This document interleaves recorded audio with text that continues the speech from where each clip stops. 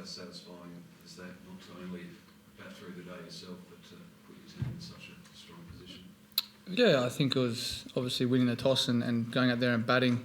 Was a great result at first, but we knew, leading into this was going to be, challenging work with the pink ball. The other day with the new ball in these nets are kind of exactly like how the wicket was out there, and they were seaming quite a bit. There's a bit of swing as well. But I said leading into this and in our team meeting, if there's a bit of breeze about, the ball doesn't really swing as much.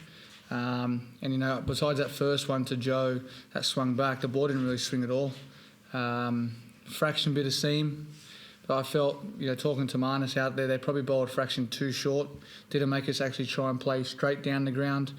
I know Marnus, we hardly hit the ball straight down the ground. And I think with a pink ball, when it gets to the period where there's nothing happening, I think you've got to try and dry up the field a little bit and try and get us playing straight. And I think we were able to score freely. We emphasised last match that we're going to run as hard as we could, try and put pressure on, rotate, strike left hand, right hand, and we were able to do that and not let the bowlers settle.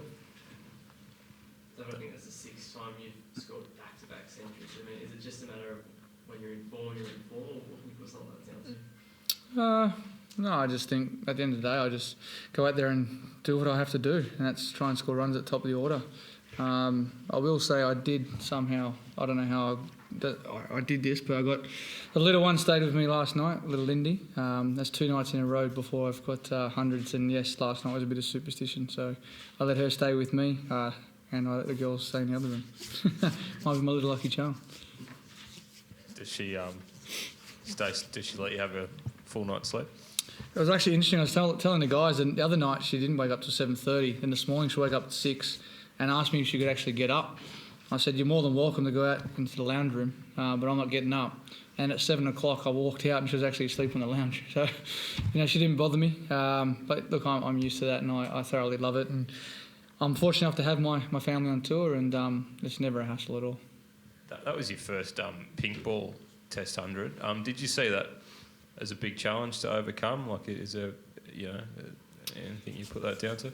No, not at all. I scored Shield, pink ball hundreds. For me, majority of the time, I've got some pretty good balls. I felt like tonight I actually really tightened up in my defence. It's probably the best I've ever left, I think. And, I think that's down to the quality bowling of Abbas, I think, leading into this test, knowing what he's capable of. I had to be patient as well. I couldn't play those rash shots, and he really tried his best to hang it out there and dangle the carrot, and I just waited for him to over pitch. And that's one thing on my game I've really tried to work hard on, is try and be a bit more patient and really wait for it. And I think the last 2 games I've actually showed myself I can do that, and I'm capable of doing that. So yeah, I'm just really proud with how good my defence actually was tonight.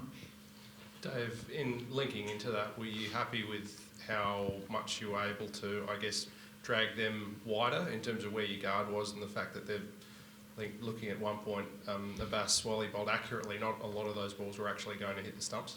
Yeah, and that makes it a lot easier to, make that decision, whether to get across and, leave the ball and then wait for that length, and you can still climb into it.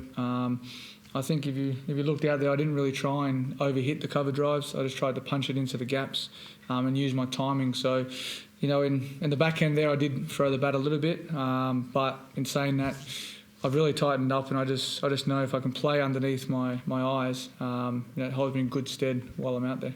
Yeah, I'm guessing that when you came back into the side, you probably hadn't had a lot to do with Marnus at all. Is that the case? And if so, how much have you seen him, just growing to being used to Test cricket just in the 4 or 5 months you've had alongside him?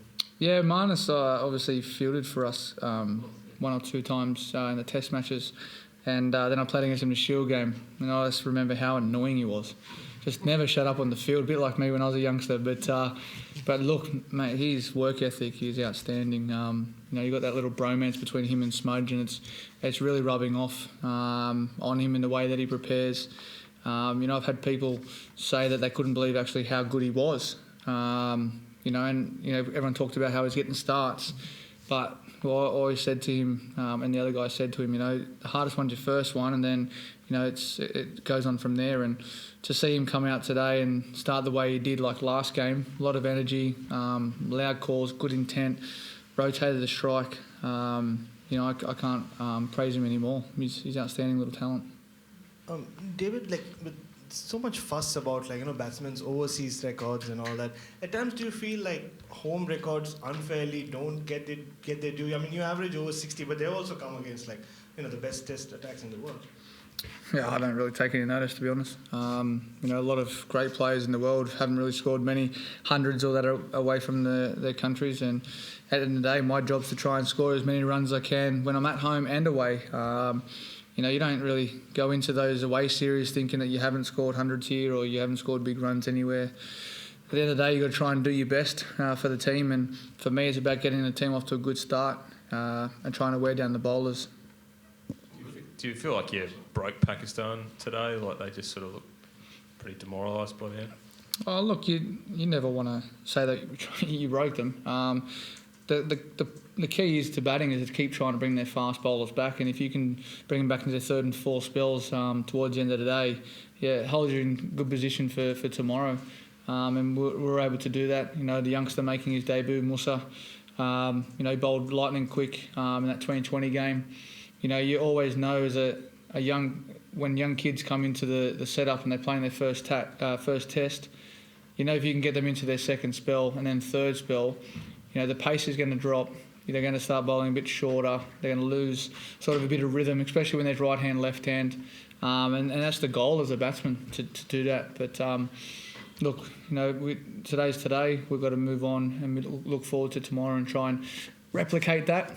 And if we can try and bat into sort of that, dusk time, will be fantastic. To try and come out here with a new ball under lights because it's quite challenging, to be honest.